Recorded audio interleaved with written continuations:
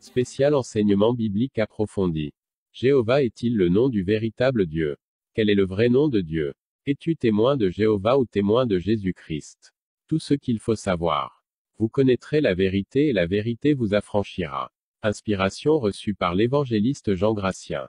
Chers frères et sœurs, je vous salue dans le précieux nom de notre Seigneur Jésus-Christ, le Dieu de toute chair, Dieu de toute âme et Dieu de tout esprit, la seule source de notre inspiration.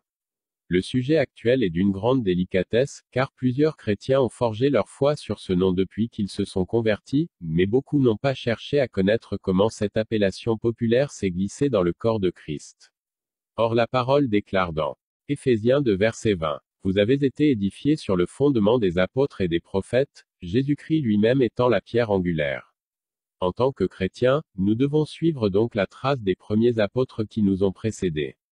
Nous devons normalement chercher donc à savoir l'origine de ce nom et si les premiers disciples l'avaient invoqué. Chers frères et sœurs, je vous le dis en vérité pour commencer, que jusqu'à un moment de ma vie chrétienne, j'avais aussi beaucoup utilisé ce nom par ignorance, et avais même combattu ceux qui essayaient de me persuader de sa fausseté. Mais arrivé à un moment où le Saint-Esprit a commencé par me guider, lorsque je prie en voulant invoquer ce nom, je sentais que mon esprit le repoussait et je n'aime plus l'utiliser dans mes prières. Mais je ne savais encore pourquoi car je n'avais encore aucune information sur ça. Quel que soit le temps de règne du mensonge, la vérité finit toujours par triompher. D'abord, comment suis-je parvenu à cette délivrance qui m'a poussé à approfondir mes recherches sur ce nom? Je vous assure qu'il n'y a un jour de culte ou de réunion, où ce nom n'est utilisé dans les rendez-vous de prière, adoration et louange comme partout dans les églises chrétiennes. La chanson la plus populaire dans laquelle ce nom est très connu est intitulée Jéhovah et son nom, puissant, guerrier, fort, dans les combats. Malheureusement, c'est un démon qui s'est glissé sous ce nom pour recevoir le culte des chrétiens dû à Dieu. Et plusieurs milliers de chrétiens l'invoquent dans le monde. L'ignorance est vraiment un poison mortel qui dévore le peuple de Dieu. Comment les choses ont commencé pour que je sois totalement libéré de ce piège? Je vous rappelle, tel que je le dis toujours, que la peur de découvrir la vérité sur votre religion, fait de vous un sectaire. De même, si vous avez peur de connaître la vérité sur votre Dieu, vous adorez un faux Dieu qui est le diable. Si ce principe vous guide, vous connaîtrez la vérité et la vérité vous affranchira toujours. Car notre Dieu est un Dieu de vérité. Ne dites jamais, le peu que je connais me suffit. Mais sondez toujours les choses à la lumière de la parole de Dieu. Alors suivez la chronologie de ma délivrance de ce nom. Un jour, nous étions dans un moment de réveil spirituel en plein jeûne. Et à la fin d'une séance de prière, une sœur parmi nous a levé le doigt pour partager avec nous un message important qu'elle avait reçu de la part du Seigneur. Le conducteur du culte l'a invitée à venir partager le message. Lorsqu'elle prit la parole, elle disait que c'est ainsi que pendant sa prière, le Seigneur l'a sévèrement repris 2 fois en lui interdisant de ne plus utiliser le nom Jéhovah pour l'adorer ni l'invoquer. Elle expliquait que la première fois qu'elle avait reçu le message, elle avait négligé en pensant que c'est un esprit d'erreur qui la manipulait, mais la seconde fois, elle avait reconnu clairement la voix du Seigneur qui lui parlait cette fois-ci avec colère et voulait même la frapper. Et c'est alors qu'il lui demanda de communiquer ce message à son peuple pour les sortir de cet égarement. Lorsqu'elle parlait ainsi, toute l'assemblée était rentrée dans une confusion et il y eut un malaise total. Moi aussi pour la première fois, j'avais mis en doute ce message de la sœur car on utilisait trop ce nom. Et on n'avait jamais eu de telle mise en garde. Mais en tant que responsable, j'ai joué à la sagesse en demandant à toute l'assemblée de garder le calme et de prier pour avoir la confirmation de la part du Seigneur sur ce sujet délicat, à travers d'autres personnes. Car la Bible déclare qu'au témoignage de plus de 2 personnes, une affaire devient vraie. Et j'avais aussi promis de faire aussi de tout mon possible pour avoir une lumière sur cette situation qui pourrait embrasser toute l'Église, et détruire la foi des faibles.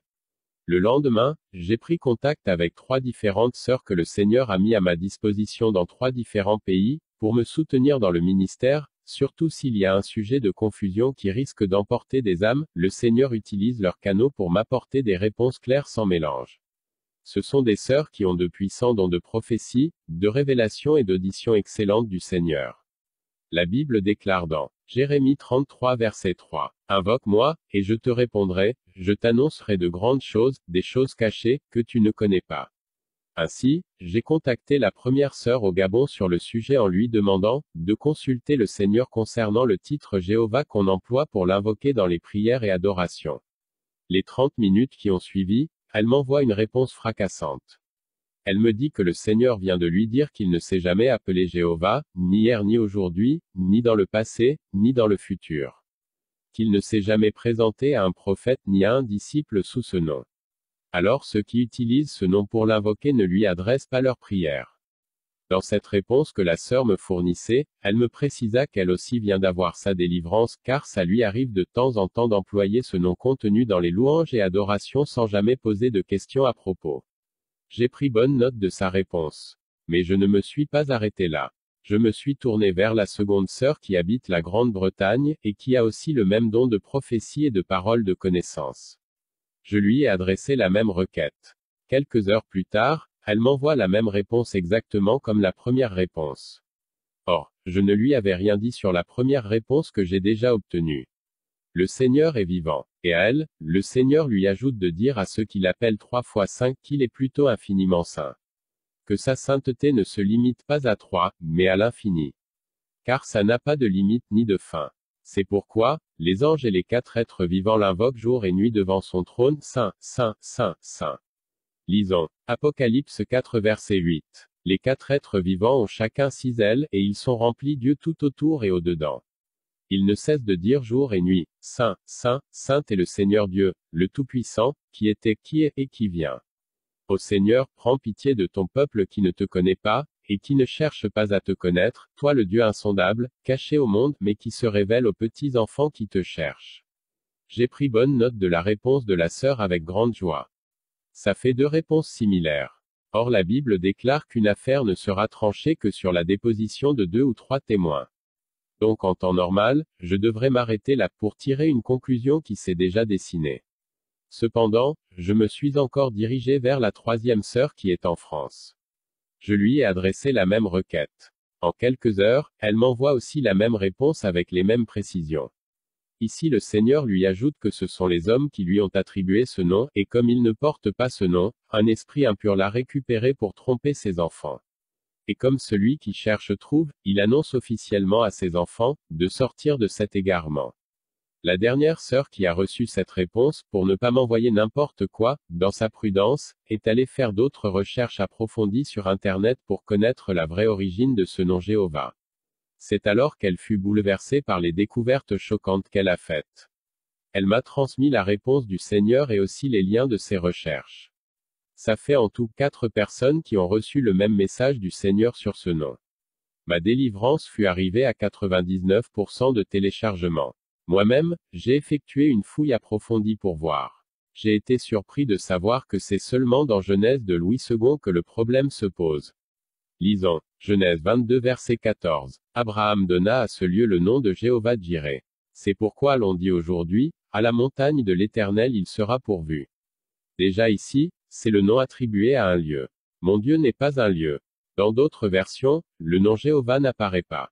Car justement, la majorité des théologiens et historiens spécialistes hébreux ne s'accordent pas du tout sur cette machination controversée. Une autre observation est que si c'est réellement le nom de Dieu, pourquoi c'est seulement dans un seul verset qu'il pourrait apparaître? Pourquoi les apôtres dans leurs différentes longues prédications et diverses épîtres ne l'ont jamais mentionné? Aucune trace de ce nom dans le Nouveau Testament. Pourquoi depuis Moïse, jusqu'à la fin de l'alliance de Moïse, Dieu ne s'est jamais présenté sur ce titre? 1000 questions sans réponse traversaient ma tête. Après ces interrogations, le Saint-Esprit m'a convaincu que ce nom n'est pas l'affaire des chrétiens. Alors le lendemain à la séance de prière, j'ai présenté à l'Assemblée avec joie le résultat de mes consultations pour certifier le message que la sœur avait reçu. Toute l'Assemblée a été satisfaite des détails donnés. Cependant, je ne me suis pas précipité pour lancer un enseignement sur ce thème.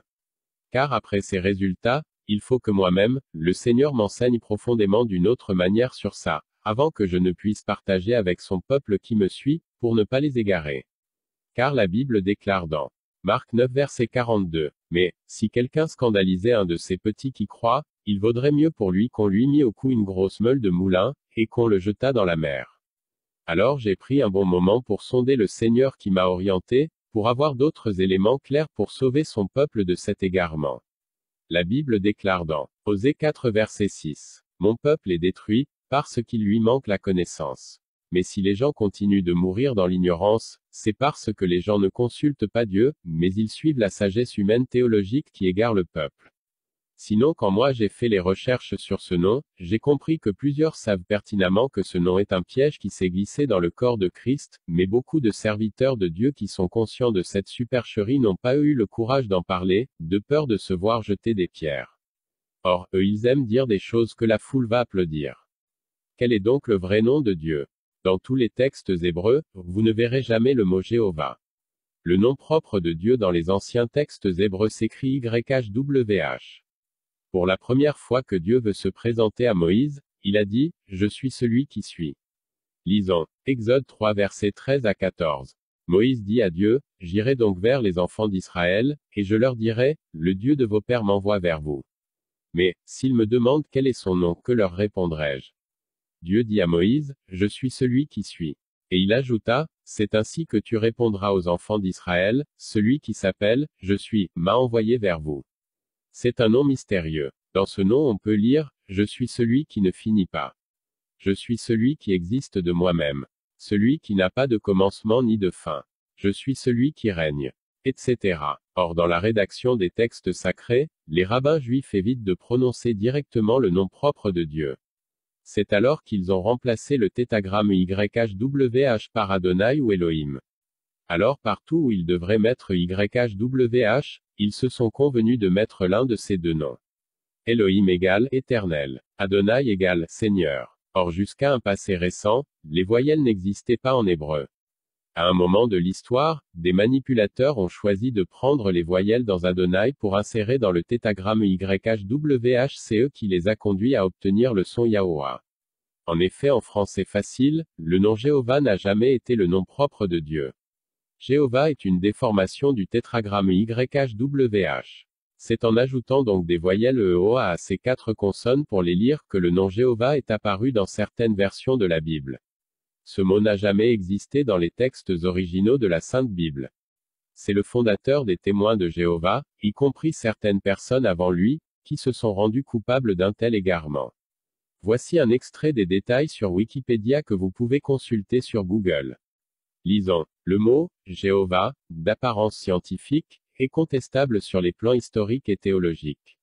Longtemps tombé dans l'oubli, la transcription « Jéhovah » est abandonnée au début du VIe siècle par les spécialistes après les travaux du linguiste allemand Wilhelm Gesenius, qui la remplace par la transcription « Yahvé ». Cependant, cette hypothèse reste populaire au cours du VIe siècle dans la littérature française, parallèlement à la traduction de la Bible par John Nelson Darby et par les témoins de Jéhovah. Pour André-Marie Gérard, cette version n'appartient à aucune langue, si ce n'est celle de Racine et de Victor Hugo. Au début du XX siècle, le philologue Paul Jouen se réfère à l'édition de 1894 de la traduction Crampon, qui emploie le mot « Jéhovah ». Il adopte à son tour cette solution et préfère cette forme littéraire et usuelle en français, à l'hypothétique forme Yahvé. Cliquez sur le lien pour mieux en savoir. Lien web. Chers frères et sœurs, en vérité, notre Seigneur ne s'est jamais adressé à aucun prophète, ni roi, ni sacrificateur, ni disciple sous ce nom, ni dans l'Ancienne Alliance ni dans la Nouvelle Alliance. Le diable avait toujours inspiré des gens imprudents pour glisser des peaux de banane aux enfants de Dieu. Sinon posez-vous la question de savoir pourquoi les témoins de Jéhovah détestent et rejettent la divinité de Jésus-Christ, mais s'accrochent à ce nom comme du fer, et pour eux, tous ceux qui ne considèrent pas ce nom sont dans la perdition. Et ils ajoutent que Dieu exige qu'on l'invoque par ce nom avant d'être exaucé. C'est suffisamment suspect. Nous savons aussi tout que les témoins de Jéhovah constituent une secte, une branche de la franc-maçonnerie.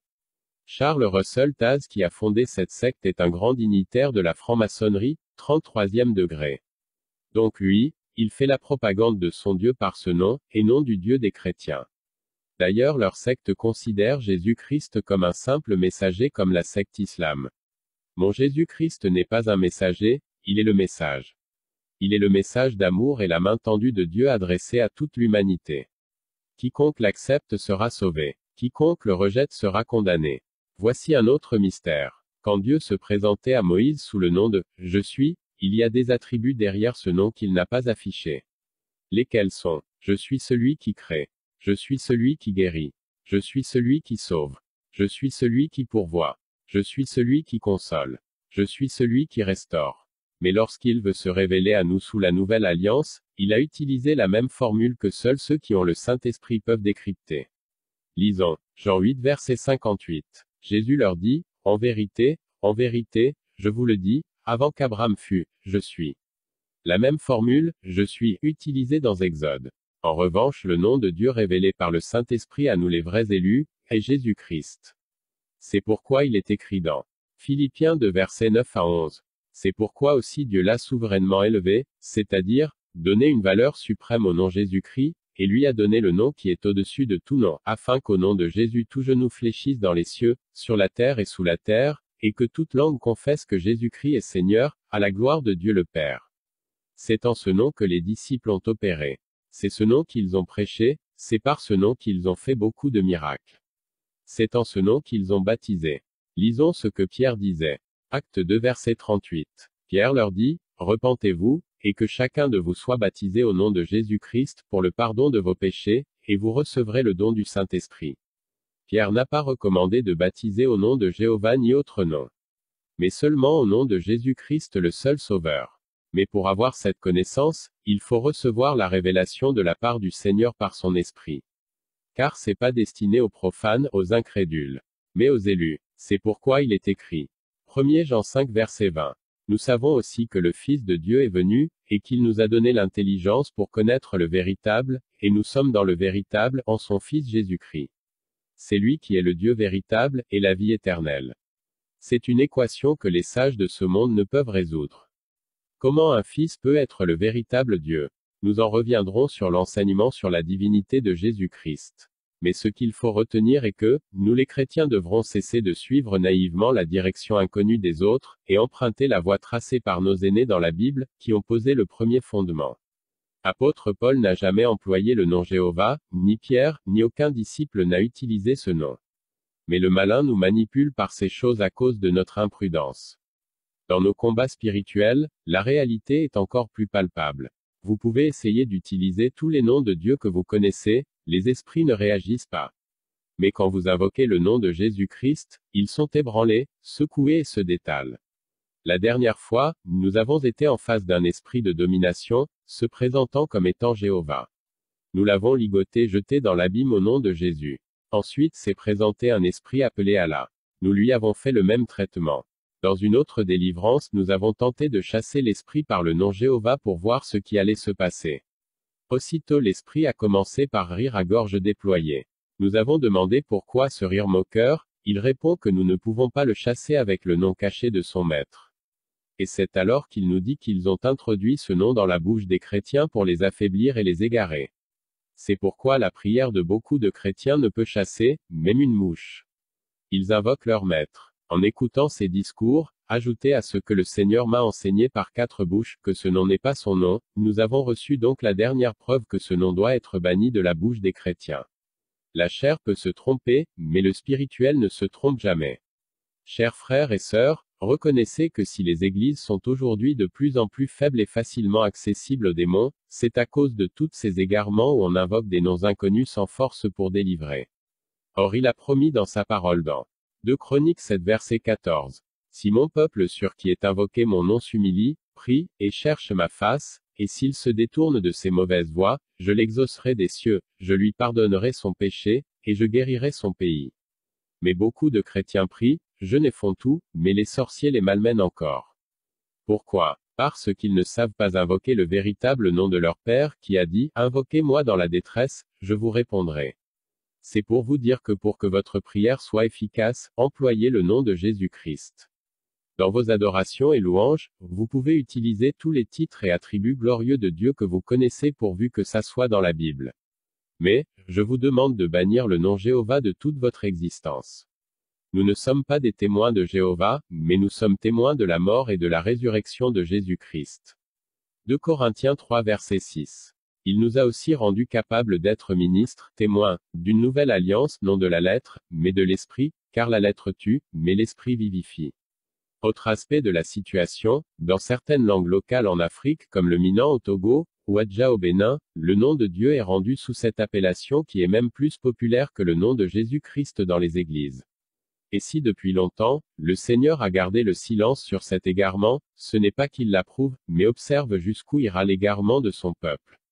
Il a décidé aujourd'hui de réagir pour mettre la pendule à l'heure. Alors si tu ne sais plus comment appeler Dieu dans ta langue, utilise le nom de Jésus-Christ autant que tu peux. Tu seras plus facilement exaucé. Chers frères et sœurs, j'ai pris la grande responsabilité sur moi de vous enseigner ces choses que l'Esprit du Seigneur Jésus-Christ m'a enseignées. Mais la porte de la révélation n'est pas fermée, alors au lieu de rentrer dans des discussions vaines et profanes et des commentaires charnels et théologiques, allez sur vos genoux si vous n'êtes pas convaincu du développement. Peut-être, vous pouvez avoir une réponse plus claire que la mienne, mais de grâce, ne faites pas de mal à votre âme en jetant des blasphèmes sur ce message. Le Seigneur avertit les blasphémateurs dans Matthieu 12 versets 36 à 37. Je vous le dis, au jour du jugement, les hommes rendront compte de toute parole vaine qu'ils auront proférée. Car par tes paroles tu seras justifié, et par tes paroles tu seras condamné. Notre mission est de vous réveiller du sommeil spirituel par la vérité. Quand la vérité apparaît, le mensonge disparaît. Quand la lumière apparaît, les ténèbres se dissipent. Jacques 5 versets 19 à 20. Mes frères, si quelqu'un parmi vous s'est égaré loin de la vérité, et qu'un autre l'y ramène, qu'il sache que celui qui ramènera un pécheur de la voie où il s'était égaré sauvera une âme de la mort et couvrira une multitude de péchés. Alors sur ce, je prie le Seigneur Jésus-Christ de vous délivrer de cet aveuglement, de déchirer le voile de l'ignorance que le malin vous a porté depuis longtemps, et de nettoyer par son sang toutes les semences que ce nom maléfique a déjà injectées dans votre vie spirituelle, et vous restaure complètement. Amen. Inspiration reçue par l'évangéliste Jean Gratien. Recevez plus de messages édifiants, en vous abonnant à la chaîne Jésus revient TV ou à la page Facebook de l'évangéliste Jean Gratien, ou joignez-nous sur WhatsApp au plus 229, 97, 25, 35, 39, partagez aussi avec vos contacts pour sauver les âmes pour Christ. La trompette va sonner.